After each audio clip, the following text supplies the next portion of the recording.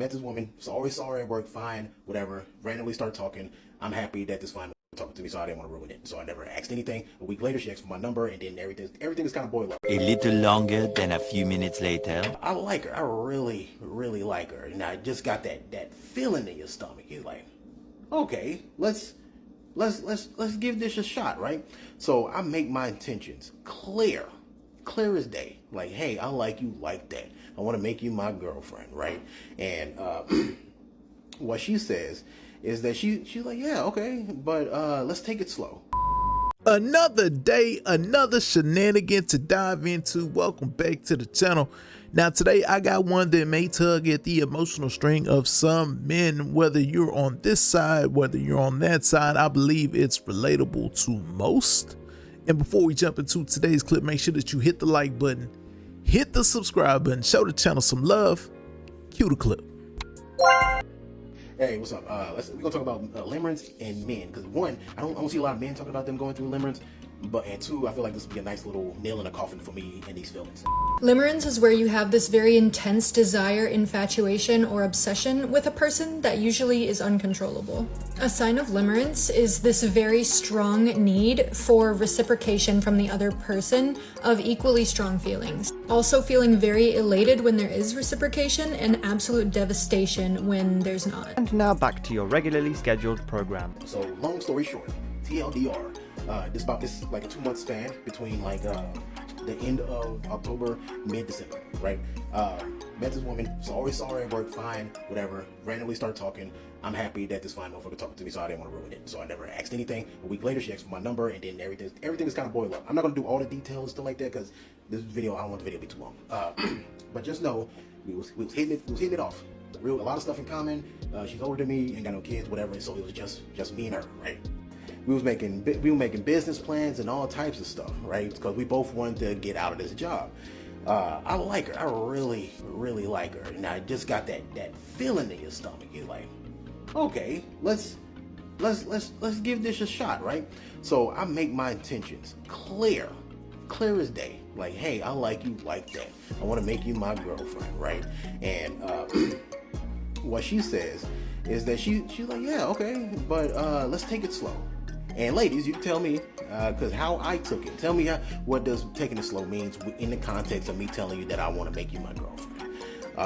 Because how I took it was, okay, it's not a no, but we're going to just do what we still doing right now. Just chilling, talking, whatever, and then just let it snowball naturally. Because it made sense for me because I had just got a relationship. I don't really need to jump too fast into anything, right? Now, that's not a bad perspective to come from, but at the same time, it's kind of giving her the benefit of the doubt. Like if I put it all out there saying, hey, you know, I think I want this commitment, and you say, let's take it slow.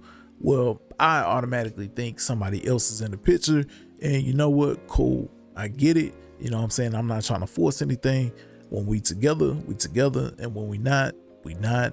And I'm gonna play it as such. But what about y'all? What y'all think? So it made sense. But yeah, that's how I took it. But I'll later learn after, because look, here we go. I'm very focused at work, so I don't really do a lot of like bullshitting at work. At work, that's just how I am, right? And then these two dudes come in, and they're not so much. They don't give a fuck. So they was getting a lot more FaceTime than I was. And every time I did want to talk to her, they just happened to be around. Every fucking time, to the point where I just really start noticing it. And my text messages start drying up. Well, her responses to my texts was drying up, and our interactions wasn't as close anymore. So I was like, okay, I see what's going on. I've been through this before. I've seen it a million times. So I just like, all right, I got the message. So I backed off. It didn't say anything, didn't go off, nothing. I just, all right, you weren't my girl anyway, so whatever. So I just cut her off. But at the time, when we were talking, I was big on communication, and I told her that. So she was asking why you haven't been talking to me, haven't been saying hey to me or whatever. And I told her I got a whole journal entry about it. All right, so it's not jealousy or insecurity. It's me protecting and loving my peace more than anything. And listening and watching, I came to the conclusion I might be wasting my time. How did I get there? I feel like after I made my intentions clear about you, listen to the things like your birthday, Christmas, and I know buying things doesn't guarantee a spot, but the point is that I'm so fucking cheap.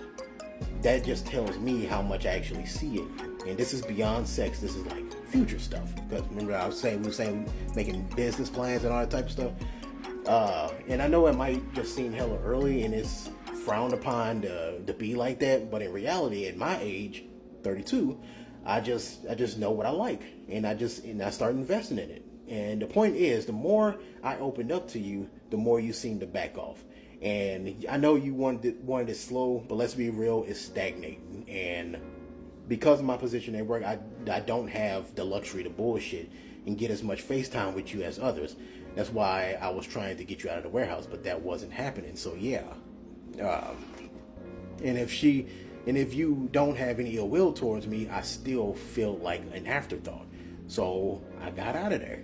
Rather than keeping it to myself and pretending everything is fine and continue to peacock and try to out nigga other niggas, by the time I do actually get into a relationship with you, I feel like I will be bitter by that time because like all the hoops I was having to go through, I feel like it wasn't gonna be worth it by the time I actually got it. Because I feel like not only I was gonna have to do all this jumping, this part I didn't say, but it's like all the hoop jumping I was gonna do. I got you, but now I'm still it's gonna have to do the same ones because I got these dudes that I can see. Cause you talk to anybody, you drop them off and you stop, you don't know who's at the other end. They can always have somebody else. But the fact that I can see two other possibilities, I'm like, okay, I'm gonna constantly be on defense mode even with you. That's just because of how her personality was. So I sent her that, and she responded very kind of coldly and just like, that's when she reveals. Because remember I said she wanted to take it slow, and I thought, what she meant by taking it slow was that she didn't want a relationship at all. Like none. She wasn't looking at all. She had no plans. And she never communicated that. Not even, looking back, not one conversation she was like, yeah, I'm not looking for a guy at all. Like, this is just platonic friends type stuff. Like, she never said that.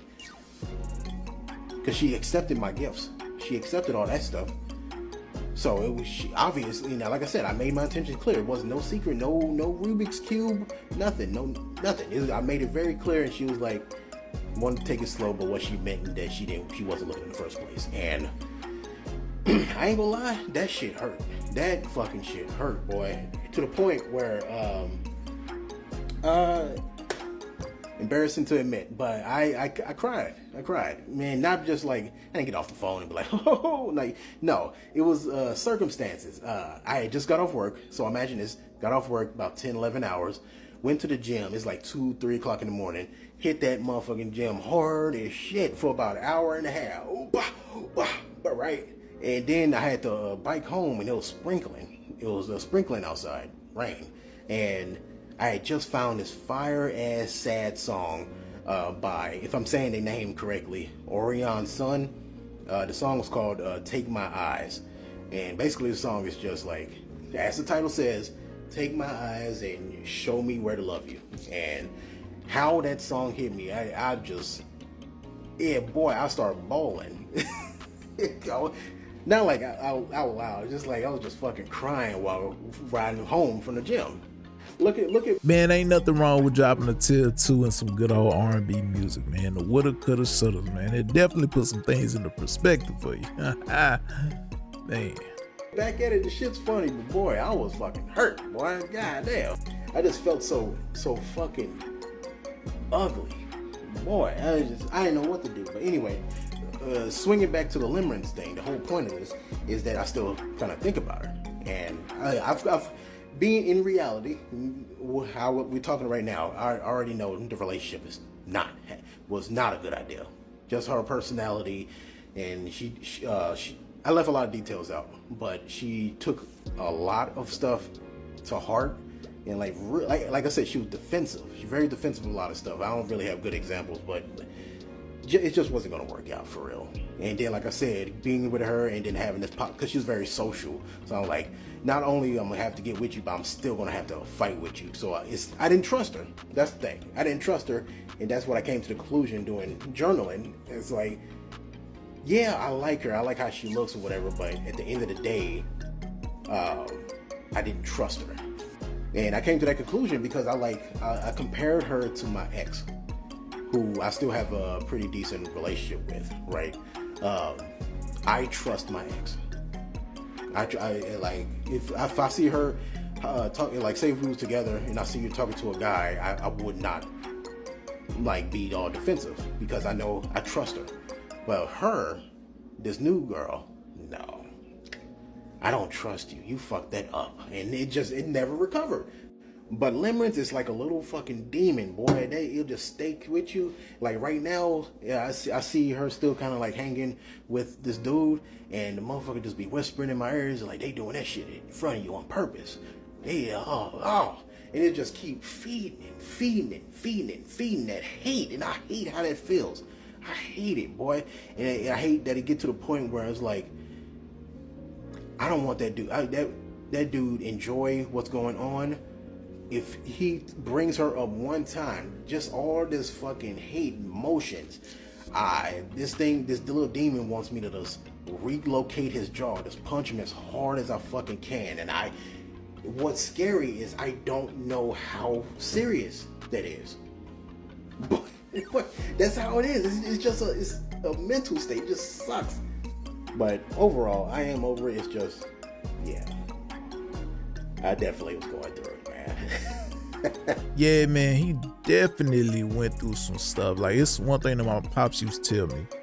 Trust is easy to lose and hard to gain. You just can't give it out to everybody. And I think that's the situation with old buddy here. Yeah, he just thought willy-nilly he could talk to old girls. She was telling him some stuff that he liked. He just took it and ran with it. Thought of the house, the kids, all the good nine.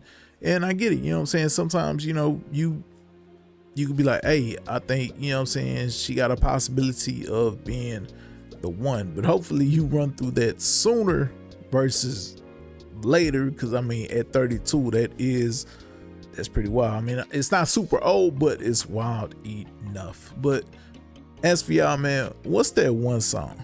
What's that one song that got you over your ex, man? Let me know in the comments. Until next time, man, my name's Raymundo. Don't forget to hit the like button, hit the subscribe button, show the boy some love. I'm out.